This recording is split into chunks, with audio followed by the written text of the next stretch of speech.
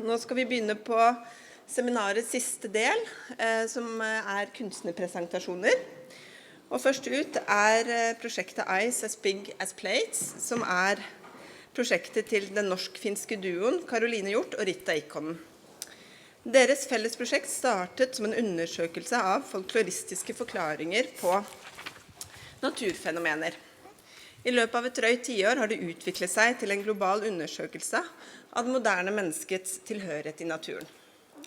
Til utstillingen har Caroline og Rita laget 2 nye verk i samarbeid med Ragnhild Trosby fra Horten Naturvernforbund, som Hege nevnte tidligere, og Arne Johan Vetlesen, som jo alle har hørt her i dag.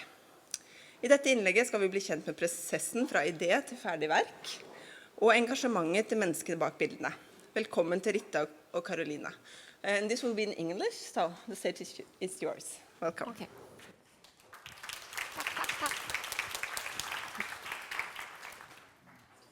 Boom. Very good. I think we will do like semi-English, semi-Norwegian. Are we all good with English? Yeah, a lot of nodding. Okay, so I'm Rita. Hei, Caroline. Finland. Trøndelag. And we work as a unit very much like this, like in this picture, as one single coherent organism. Vi har jobbet sammen, det vel 13. året vi jobber sammen nå. Vi har reist rundt til over 5 kontinenter, tror jeg, i 16 land. 17. 17, that's it. Jeg forstår sammen, but it doesn't come up. Og det var bare å si det bok nummer 2 som kom ut i år. Vi har jo da gjennom de årene 150 portretter cirka.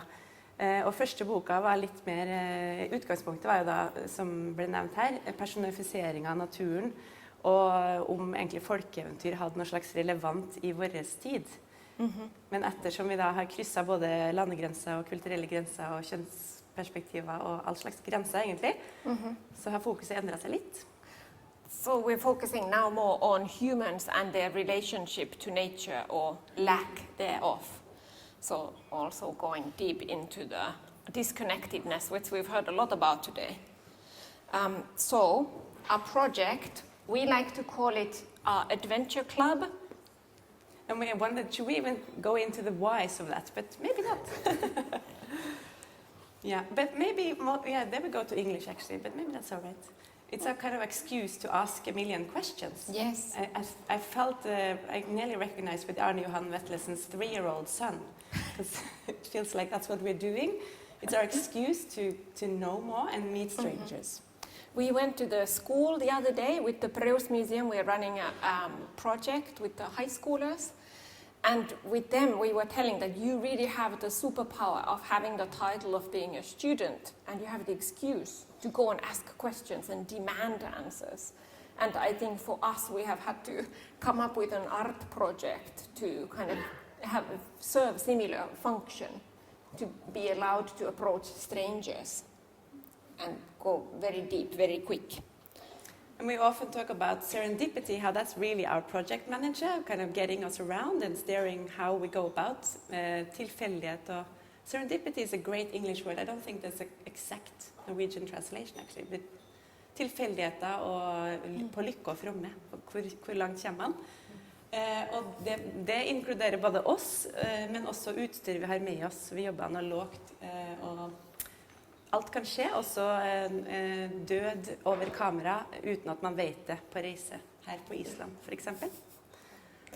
We put our collaborators, I think, through a lot, and we also put our equipment through a lot in the box. I think we also squeezed Arne Johan. He was talking about his son squeezing the little insects. So, I think we squeezed him quite a bit.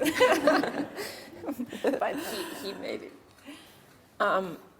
So the project really, like we said, it's an adventure club, and the project has many times put us in our place. So we ask questions, and we have changed the kind of questions we ask many times over the, 12 years now.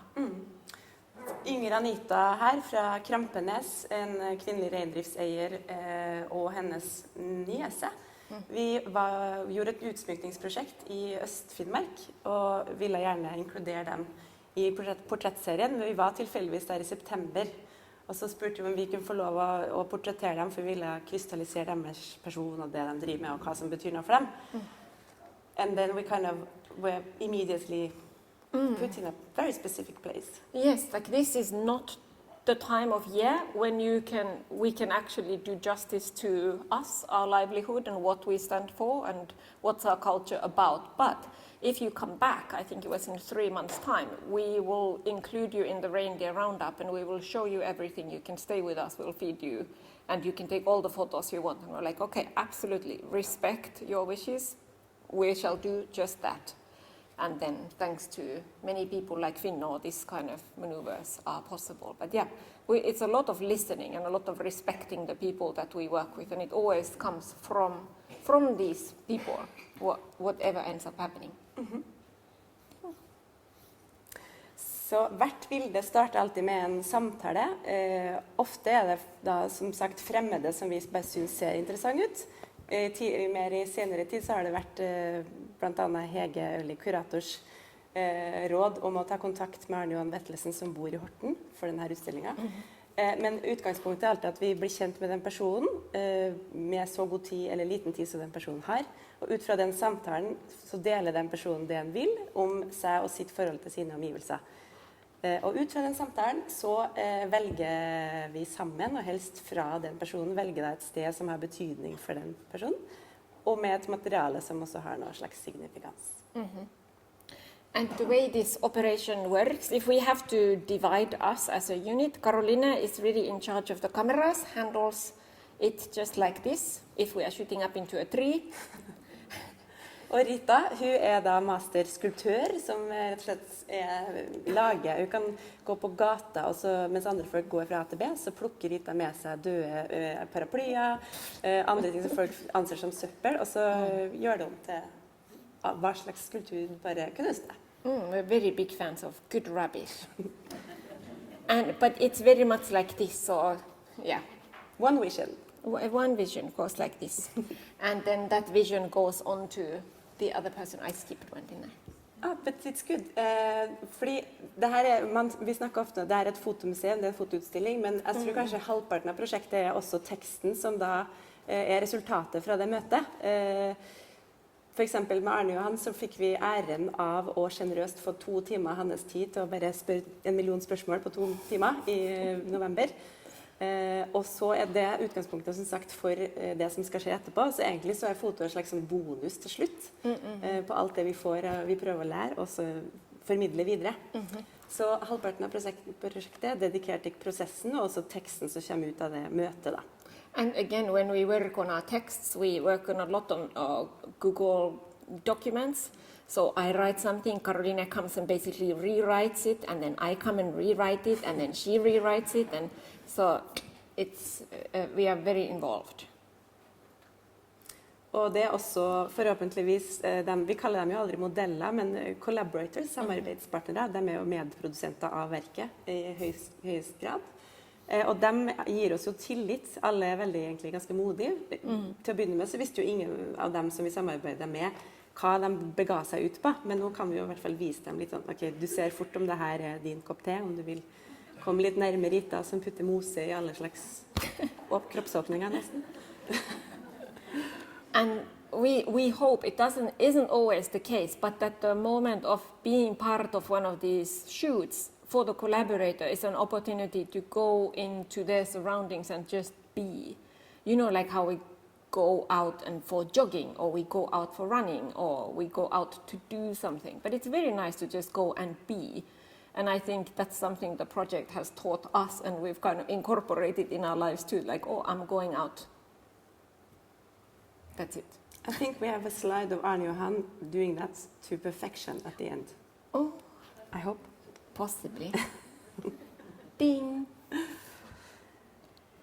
Ja, da det vel negatives or first year focus? Yes, let's go into the first year of focus. Ja, så fra det at fokuset har vært på personen vi møtte, så har vi prøvd også å bruke den plattformen som vi har fått. Da. Det prosjektet her har liksom levd sitt eget liv på internett uten at det kanskje har blitt kreditert, eller hva er det her, det gamle folk med things on their head, og så videre.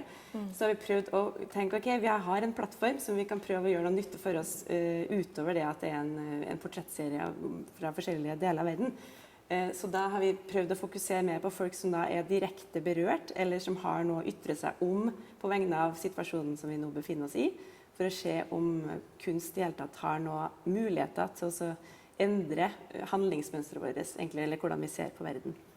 Så da har vi vært i siste, vi har vært frem og tilbake til Finnskogen, blant annet. Her er Merete Furuberg, tidligere eller fortsatt småbruksbonde, tidligere politiker i Bondelaget og Senterpartiet. I noe rovdyr-area? Ja, rovdyrsområdet, så det er jo betente saker der. Very interesting conversations for us, and again we are learning a lot by asking. And so on the same vein of activism, we were invited to go to Selvær. Helgelandskysten. Yeah, extremely fabulous neighborhood, nearly moving there. And this is Jan, he's one of the eider duck carriers. Ærfuglrøkter, kan man vel si. Yeah, we see them on the ferry every day coming here, it's great. But apparently there used to be a lot of these ærfugl carriers up and down the coast in Norway, and now there is exactly, I think, 5, as far as we know, there's 5 people left who have this close relationship with these birds. Det er vel Vega som har det av UNESCO-status, og så er det Selvær. Og før var det langs hele kysten. Så det er en utdøende rase både kulturelt og artsmessig, som egentlig har ganske store konsekvenser, ikke bare for den lokale fuglen, men resten av, eller hele økosystemet, som jo ikke er en overraskelse. But we were quite surprised. I guess that's coming, Eivind. Yeah, it's coming, but I think this was okay in May 2022, so spring, early time, like trying to time your travels years ahead of time with the migration of birds is very challenging, but I think it was somewhat nailed. And Eva Beckenslet, who invited us masterminding, our participation was part of a bigger trans-Nordic project looking at migrating birds in different countries, and that's how we kind of got involved, and that's the bigger. Så bare for, jeg visste ikke så veldig mye om ærfuglkultur før jeg dro til Selvær, men det er altså, de er totalt avhengig av at mennesker bygger hus til dem, så de kan legge reirene sine i, eller eggene sine i. Og så blir de tatt vare på, får ut sine barn, og så når de forlater reiret, så ligger det en ærfugldun, som da kan benyttes til kongelige dyner og lignende. And our hosts, while we were there, thought, oh, let's take these newcomers onto a little boat tour around the little island's beautiful area. And we look around, and what struck all of us, and we were pretty much crying, well, at least we were, 3 of us with Eva, it was so silent. Absolutely, you didn't hear one bird anywhere. This is supposed to be like a bird sanctuary, magic land, but on the islands where there had been some people living and weren't anymore, and so it was a boat ride of extreme silent spring. And it was really, again, for us, we're like, okay, we have to work stronger or faster or more intensely to get this word out or get some change or do something. There's this, Arne Johan also, we were talking with him about this, as many reactions as there are people, and ours with this project has always seemed to have been like, okay, what can we do? And doing this project seems to be some kind of survival mechanism in the face of the eco-sorrow. So yeah, felt it very strongly out on the coast here with Eivind. Og Eivind er en av de siste som passer på ærfuglen og røkte dem, kan man si det. Og han hadde egentlig litt gitt opp, for han hadde da begynt å få litt skrantende kropp til å ta vare på det her. Han hadde ikke noe tro på at noen kom til å hjelpe ham med det her, eller føre det videre. Han var liksom last man standing.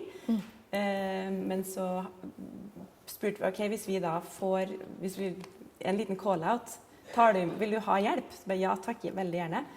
Så det er et lite håp om at vi har noen fra USA egentlig, er det ikke det? Som skal da komme og hjelpe Eivind med det her, og bidra. Det er jo ikke Det ikke kun på våren, men det gjennom året og forberedt og sånne ting. Men det altså fortsatt ikke nok folk, så hvis noen føler seg over middels interessert, så det her en offisiell call-out for hjelp. Yes, and we have a special perk. Perk is coming up. You can't resist it. I practically couldn't resist it. Our advisor, this is not the perk yet, unless it is, and that's also fine. But this is Thomas. He was our advisor. He is an amazing biologist and a bird expert and a bee enthusiast living nearby Selvær. And when we asked him, obviously we were doing a portrait of him, and we asked like, what material would you like to work with? And it was like very obvious. And then this should be a little video. I wonder if I need to press once more for it to play. Or, dun dun dun. Yes. I'll try. Oh yeah, here we go. Rock and roll.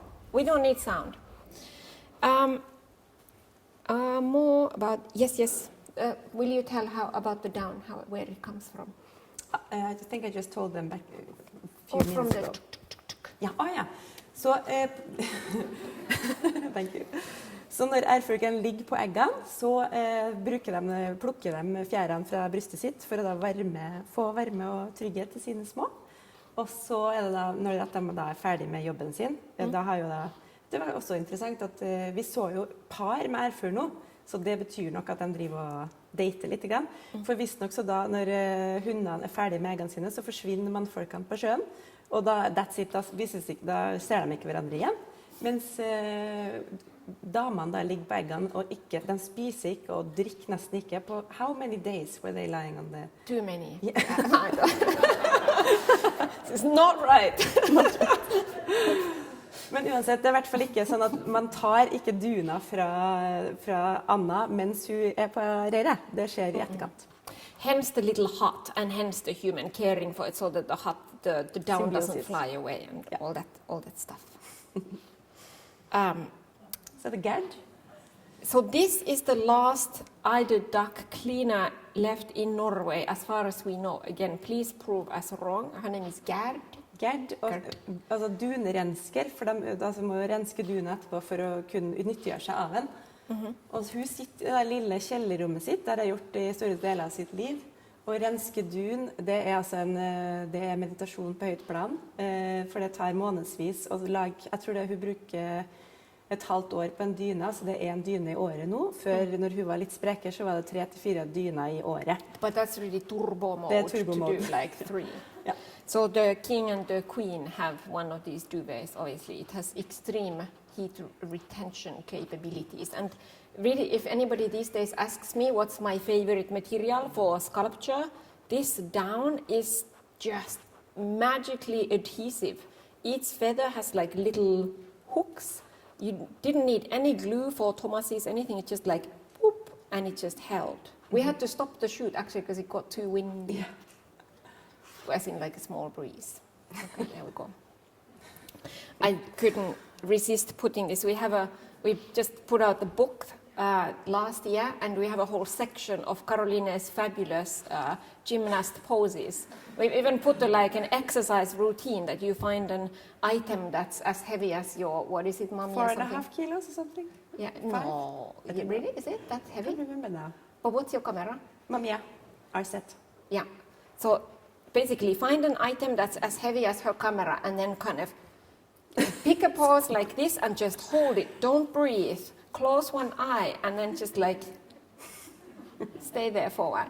Makes you real fit anyway. That's just for small entertainment. And we're back to the perk, right? Yes, here comes the perk, as promised. So they have a problem on the island of Selvær. It is that... Det rett og slett for store kamskjell. They have no other option but to eat these extra jumbo-sized scallops. So this was a really hot selling point when I was recruiting people in New York in universities.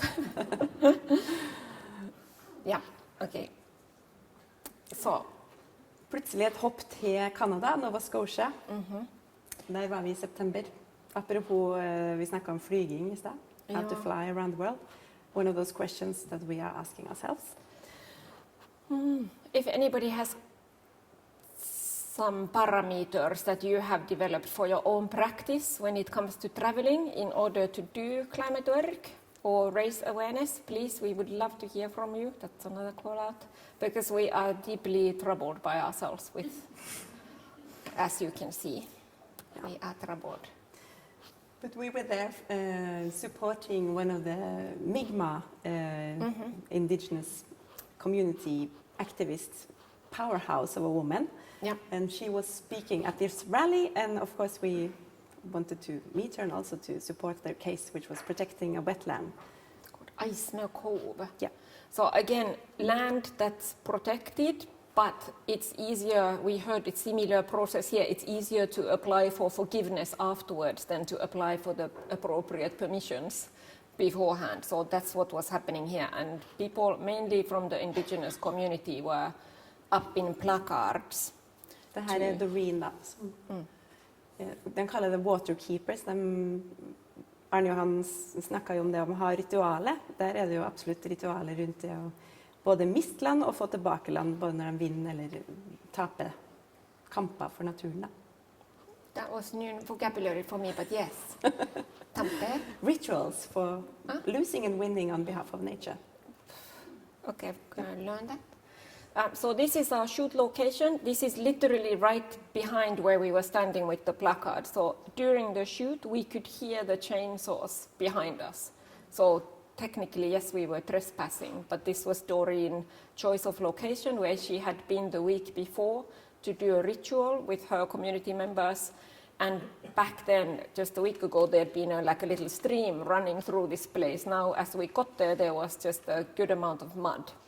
But she wanted to press ahead with this location, even though it looked nothing like, well, very little like she remembered it from just a short moment ago.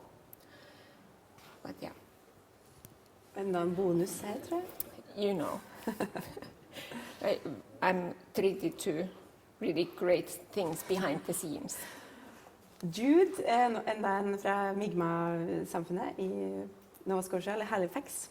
So I don't know what that's in English, in Norwegian, but Chief Diversity Officer, and trying to get Mi'kmaq, young Mi'kmaq people to be integrated in the community, because I think they are, I don't know if Norwegian could say that they are anywhere with the Sami population's treatment, but at least Canada, we were quite shocked with how far behind they are with dealing with past traumas that are still very much current traumas. Yes. Yeah. Okay. Going. So this was Jude's choice for his location and his material. We covered him more or less, or incorporated him in the roots of this mixed forest.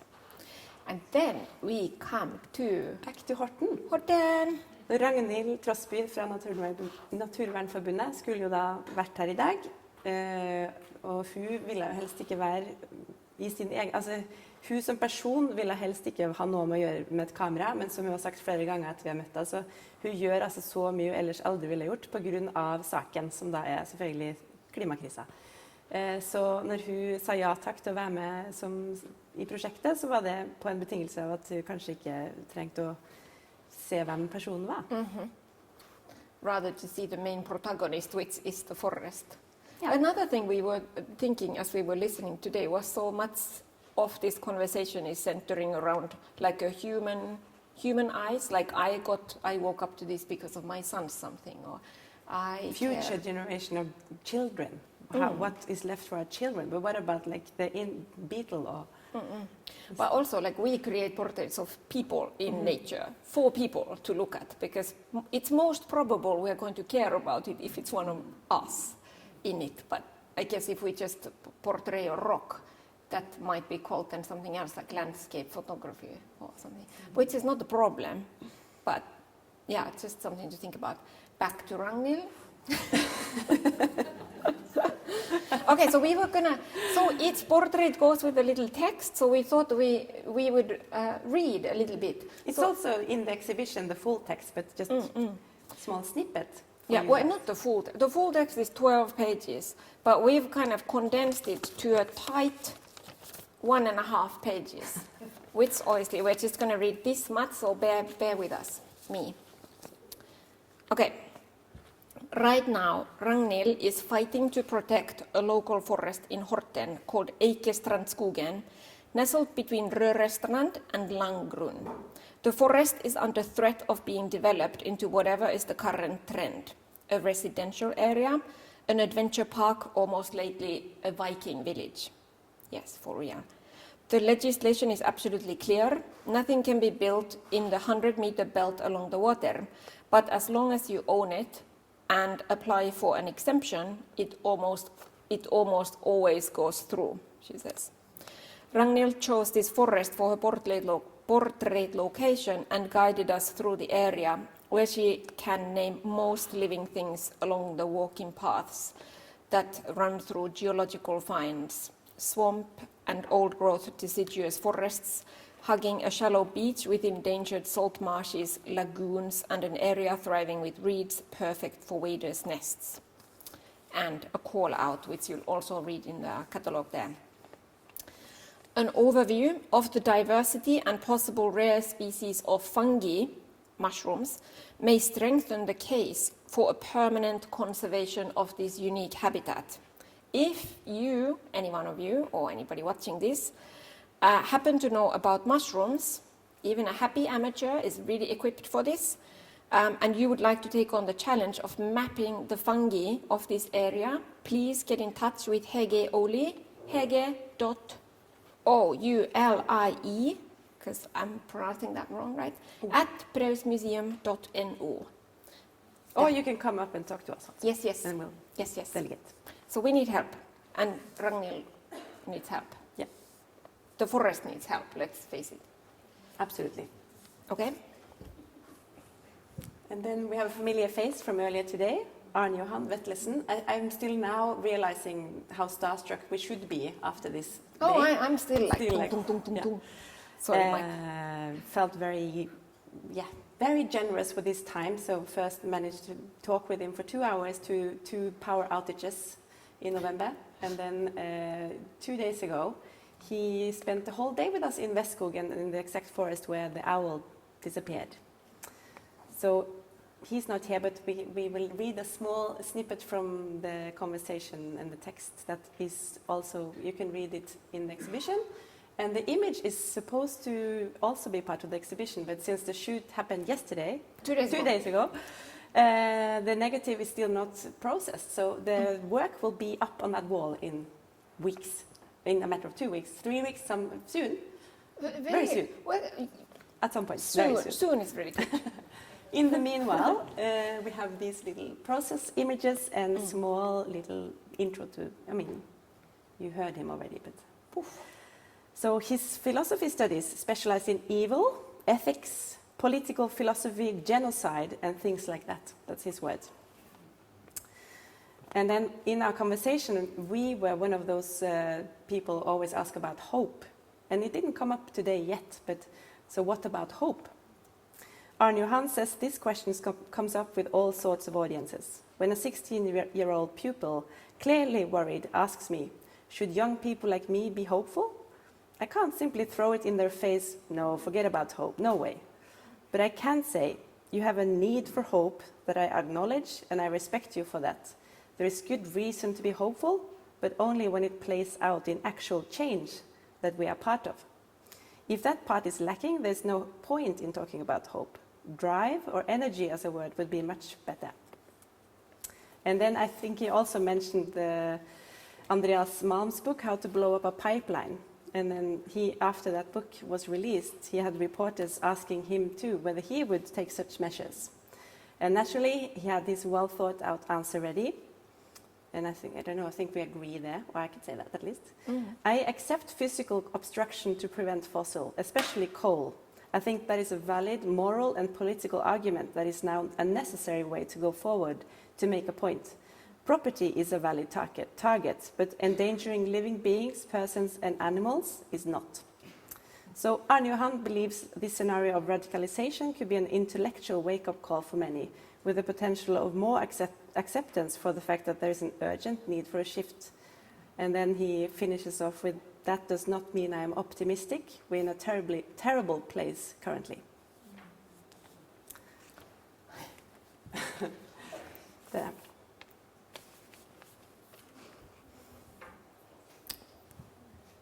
Still in a terrible place. This is my dad. No.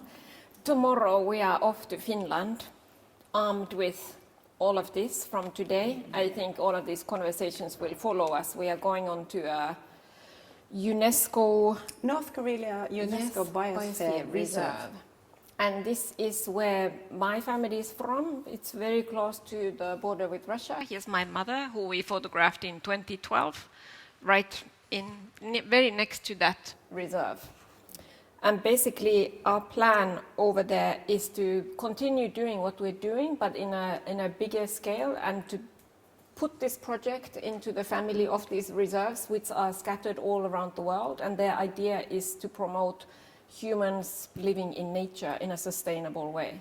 And so being underneath the umbrella of UNESCO for this, we are hoping that we're going to get to lawmakers and decision makers and, if possible, affect change through that way. And I guess the fact that we also continuously want to have to disseminate the knowledge that we get through this project, as with the goal of, if you know about something, it's easier to care about it also. Yeah, there's an opportunity. Also, we were thinking earlier, that there was mentioned that there's like an indoor society. And as we now started this project with teenagers, we started 12 years ago with grandmas and grandpas after, long story, but we started there. So we are thinking that maybe now the people we should portray most urgently and take outside most urgently is young people and teenagers. So maybe this will become a series in UNESCO sites of teenagers out in the world. Okay, so one of our future collaborators took this photo down here, Janne Raasina. He is an expert on rewilding of wetlands and water bodies, very passionate about bogs and wetlands. Janne Raasina, we look forward to photographing him on Sunday. And we are super scared and excited and thrilled to press onwards, and would like to extend a very heartfelt thank you to everybody for having us. Yes. Thank you.